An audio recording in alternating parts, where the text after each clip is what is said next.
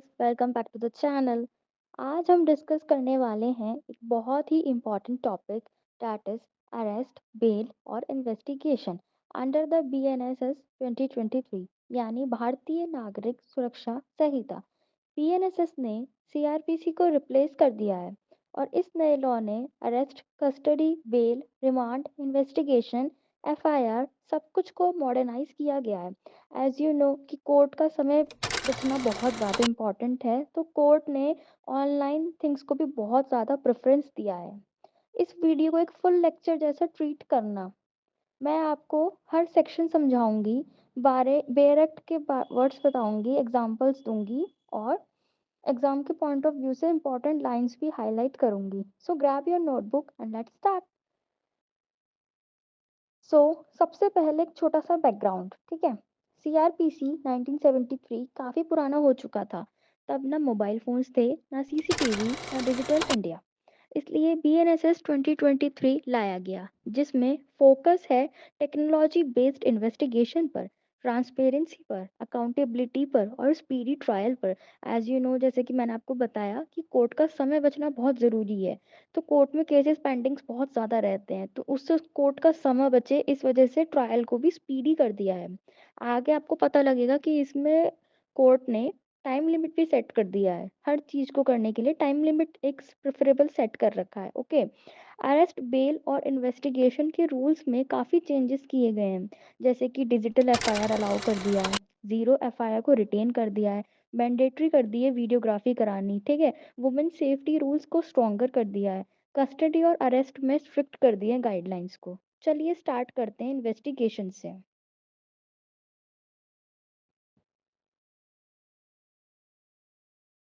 अब देखते हैं हम कि इन्वेस्टिगेशन क्या होता है। तो बीएनएसएस के अकॉर्डिंग इन्वेस्टिगेशन इंक्लूड करता है collection of evidence by police officer, examination of persons, search, seizure, medical examination, electronic records collect करना, ठीक है। और चार्जशीट को फाइल करना। दो रिपोर्ट होती है, एक चार्जशीट होती है, क्लोजर रिपोर्ट होती है। ओके। तो सिंपल वर्ड्स में इन्वेस्टिगेशन मीन्स सच जानने की पूरी प्रक्रिया। ये प्रोसेस स्टार्ट होता है एफआईआर से, ठीक है। अब हम देखते हैं एफआईआर क्या होता है। तो एफआईआर आता है सेक्शन 173 एंड 175 में बीएनएसएस के अंदर, ठीक है। आप सभी अपने बेरेक्स निकाल लीजिए, उससे आपको बहुत हेल्प मिलेगी, एग्जाम्स में बहुत ज़्यादा हेल्प मिलेगी, ठीक है। और अपनी नोटबुक्स भी निकाल लीजिए, आप पॉइंट आउट करते रहिएगा तो आपको एग्जाम्स में बहुत हेल्प मिलेगी। तो सेक्शन 173 बात करता है हमारे इंफॉर्मेशन टू पुलिस, ठीक है। पहले ये 154 था सीआरपीसी का। तो इस सेक्शन में सबसे बड़ा चेंज ये है कि इसमें एफआईआर अलाउड है। Information can be given electronically, ठीक है। Police must convert it to written FIR within 3 days. मतलब जब इलेक्ट्रॉनिकली रिपोर्ट हो जाएगी, तो उसके बाद पुलिस का काम है कि उसे कन्वर्ट करना पड़ेगा रिटर्न एफआईआर के अंदर, वो भी 3 डेज के अंदर अंदर। ओके। तो जीरो एफआईआर कंटिन्यू है। और अगर ऑफेंस कॉग्निजेबल हो, तो पुलिस मस्ट रजिस्टर एफआईआर। अब एज यू नो गाइस कि ऑफेंस जो है कॉग्निजेबल होते हैं और अनकॉग्निजेबल होते हैं। तो अब आप बताइएगा कॉग्निजेबल कौन से होते हैं और नॉन कॉग्निजेबल कौन से होते हैं, ठीक है। तो पुलिस मस्ट रजिस्टर एफआईआर, ठीक है। तो नॉन कॉग्निजेबल हो तो पुलिस एंट्री करके कंप्लेनेंट को मजिस्ट्रेट के पास सेंड करेगी। सेक्शन 174 बात करता है हमारी प्रिलिमिनरी इंक्वायरी। तो बीएनएसएस ने एक नया प्रोविजन इंट्रोड्यूस किया। सर्टेन ऑफेंसेस में पुलिस प्रीलिमिनरी इंक्वायरी कर सकती है बिफोर एफआईआर, जैसे कि matrimonial disputes, commercial cases, medical negligence, ठीक है। लेकिन ये इंक्वायरी 7 दिन के अंदर खत्म करनी होती है। मैंने कहा था ना, टाइम बाउंड कर दिया है, क्योंकि हमें कोर्ट का टाइम बचाना है, टाइम सेव करना है। तो इसलिए इंक्वायरी 7 दिन के अंदर अंदर होनी, एंड होनी जरूरी है। ओके। सेक्शन 175 बात करता है multiple FIR not allowed. Same incident पे मल्टीपल एफआईआर नहीं होगी, मतलब कोई अगर सेम इंसिडेंट है तो उस पर मल्टीपल एफआईआर नहीं होंगी। सिर्फ सप्लीमेंट्री स्टेटमेंट्स ऐड किए जा सकते हैं, मतलब उस एफआईआर के अंदर हमने स्टेटमेंट ऐड कर दी है उसमें, ठीक है। अब हम देखते हैं इन्वेस्टिगेशन का स्टेप्स क्या है। तो सबसे पहला स्टेप होता है अराइवल एट सीन। 178 बात करता है सेक्शन। तो मतलब ये पुलिस पहले स्पॉट पे पहुंचेगी और वहाँ की फोटोग्राफी करेगी और वीडियोग्राफी करेगी। सब स्टेप्स रिकॉर्ड होंगे, सबके सब वीडियोग्राफी को रिकॉर्ड करने को बोला गया है, ठीक है। स्टेप 2 है हमारा इंक्वेस्ट। इंक्वेस्ट होता है सेक्शन 180 के अंदर। अगर डेथ का केस है, सस्पिशियस सर्कमस्टांसेस हैं, तो पुलिस इंक्वेस्ट करेगी। ओके। स्टेप 3 होता है एग्जामिनेशन ऑफ विटनेसेस। तो सेक्शन 183 कहता है हमारा, witness statement audio video mode में रिकॉर्ड किए जा सकते हैं। वुमेन विटनेस को प्रेफर करते हुए female police officer he examine करेगी। इफ वुमेन है तो वहाँ पे कोई मेल ऑफिसर नहीं होगा, वुमेन ऑफिसर ही एग्जामिन कर सकती है वुमेन को, ठीक है। स्टेप 4 बात करता है हमारा मेडिकल एग्जामिनेशन के बारे में, वो है सेक्शन 184 टू 185। तो अक्यूज्ड और विक्टिम दोनों का मेडिकल पुलिस करवा सकती है। रेप केसेस में फीमेल डॉक्टर होती है, कंपलसरी है। ओके। तो स्टेप 5 है हमारा सर्च एंड सीजर, यानी सेक्शन 98, 99 एंड 185। ये बात करते हैं सर्च जो है वारंट लेकर भी हो सकता है या फिर इमरजेंसी में बिना वारंट के भी सर्च हो सकता है। मैंडेटरी वीडियोग्राफी है मगर कि ये बीएनएसएस का स्ट्रॉन्गेस्ट फीचर है, मतलब वीडियोग्राफी बहुत कंपलसरी है, without videography nothing is secure. ठीक है, अब बात करते हैं अरेस्ट की।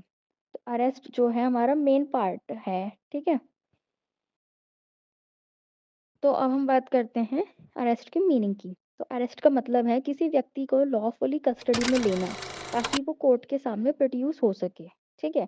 अब पावर ऑफ अरेस्ट की बात करते हैं, ये बात करते हैं सेक्शन 35 के अंदर, बीएनएसएस के अंदर। ओके। तो पुलिस ऑफिसर किसी पर्सन को अरेस्ट कर सकता है विदाउट वारंट भी कॉग्निजेबल ऑफेंसेस में, with warrant non cognizable offences में।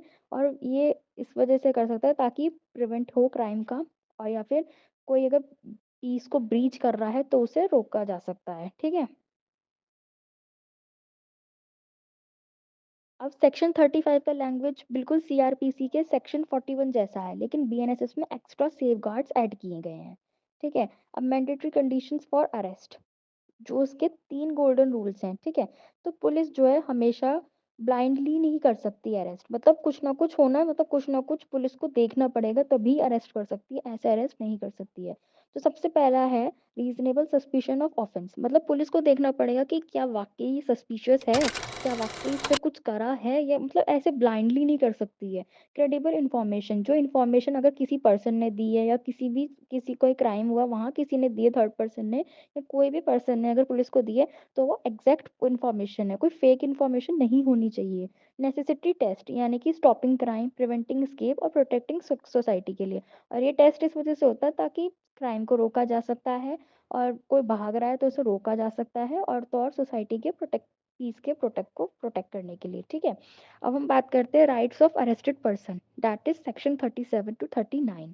सेक्शन 37 कहता है अरेस्टेड पर्सन को रीजन बताना जरूरी है। मीन्स अगर पुलिस किसी पर्सन को अरेस्ट कर रही है तो उन्हें रीजन बताना जरूरी है कि वो क्यों अरेस्ट हो रहा है। ठीक है। सेक्शन 38 बात करता है रिलेटिव या फ्रेंड को इन्फॉर्मेशन देना मैंडेटरी है, यानी कि कोई जो उस पर्सन को अरेस्ट करा जा रहा है उसके रिलेटिव को या फिर उसके फ्रेंड को इन्फॉर्म करना कंपलसरी है।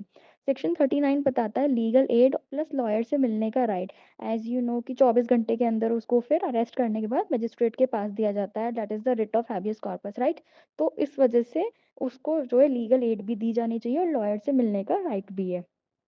यानी कि पुलिस किसी को भी बिना बताए उठा नहीं सकती है, ना ही उसकी लोकेशन हाइड कर सकती है। ठीक है।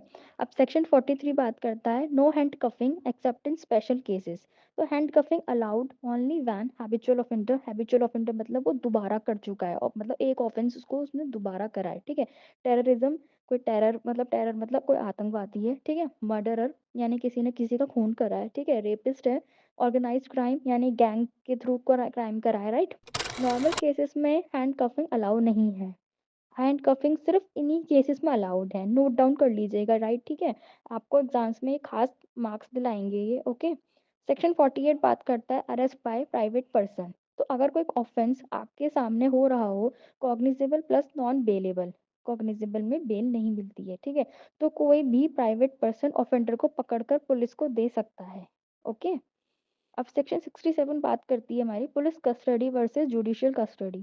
तो पुलिस कस्टडी जो होती है वो 15 डेज के अंदर अंदर करनी पड़ती है। ठीक है। जुडिशियल कस्टडी जो है 60 से 90 डेज के अंदर हो सकती है, एक्सटेंड हो सकता है 90 से 120 डेज तक के बीच में, डिपेंडिंग ऑन ऑफेंस, ऑफेंस के ऊपर डिपेंड करता है। जैसे कि सीआरपीसी की तरह है, लेकिन अब इसमें टाइम बाउंड कर दिया है, पहले टाइम बाउंडेशन नहीं थी लेकिन अब टाइम बाउंड कर दिया है। तो सेक्शन 60 बात करता है नोटिस ऑफ अपीयरेंस, जैसे कि सीआरपीसी का 41A। तो माइनर ऑफेंसेस में पुलिस अरेस्ट नहीं करेगी, सिर्फ एक नोटिस ऑफ अपीयरेंस देगी। ठीक है। एग्जाम्पल जैसे छोटे-मोटे डिस्प्यूट्स में बुलावा नोटिस जाएगा, लाइक दैट बुला लिया मतलब कि हम अरेस्ट कर सकते हैं, लेकिन अरेस्ट नहीं करने की है। सेक्शन 61 बात करता है no arrest for offence up to 3 years. BNSS का मेजर चेंज ये है कि अगर ऑफेंस की पनिशमेंट 3 इयर्स तक है, तो अरेस्ट लास्ट ऑप्शन है, मैंडेटरी नहीं है। ये लास्ट ऑप्शन है, मतलब मैंडेटरी नहीं है, ठीक है? तो पार्ट अब हम बात करते हैं बेल की। तो बेल अंडर बीएनएसएस, ठीक है? अब आप बताइए बेल कितने प्रकार की होती है?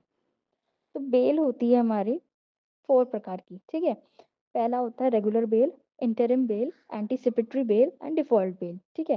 तो सेक्शन 484 बात करता है ग्रांट ऑफ बेल के बारे में। तो बीएनएसएस ने बेल रूल्स को सिंप्लीफाई किया है। नॉन बेलेबल ऑफेंसेस में मजिस्ट्रेट रीजंस रिकॉर्ड करेगा, ठीक है? बेलेबल ऑफेंसेस में bail as a matter of right. Anticipatory bail क्या होती है? सेक्शन 489 में दिया हुआ है हमें, सीआरपीसी 438 जैसा ही है। कोर्ट फैक्टर्स चेक करेगी, ग्रेविटी, क्रिमिनल हिस्ट्री चेक करेगी, रिकवरी ऑफ वेपन चेक करेगी एंड विक्टिम की सेफ्टी एक्सेट्रा, ठीक है? अब बात करते हैं डिफ़ॉल्ट बेल की। ये है हमारे सेक्शन 230 के अंदर। तो इन्वेस्टिगेशन कंप्लीट नहीं हुआ है, अक्यूज्ड को default bail, earlier 60 to 90 days rule same continue, ठीक है? अब हम बात करते हैं चार्जशीट के बारे में। ये है हमारा 193 टू 196 अंडर बीएनएसएस। तो बीएनएसएस ने चार्जशीट को टाइम बाउंड बनाया है, that is 60 days simple offences and 90 days serious और हीनियस ऑफेंसेस, ठीक है? सप्लीमेंट्री चार्जशीट अलाउड है, ओके? तो अब हम कंक्लूड करते हैं कि बीएनएसएस 2023 में अरेस्ट, बेल और इन्वेस्टिगेशन को मॉडर्नाइज करता है, ओके? इसमें फोकस है, ट्रांसपेरेंसी है, टेक्नोलॉजी का यूज़ है। टेक्नोलॉजी यूज़ मीन्स ऑनलाइन कर दिया है, everything is in digital. Digital report भी जा सकती है, डिजिटल एफआईआर हो गई है, ठीक है? अकाउंटेबिलिटी हो गई है और सिटीजन्स के राइट को प्रोटेक्ट करा गया है, ठीक है? अगर आप बीएलएलबी, एलएलबी या जुडिशरी की प्रिपरेशन कर रहे हो, तो बीएनएसएस के ये टॉपिक्स आपके एग्जाम्स में डेफिनेटली आएंगे।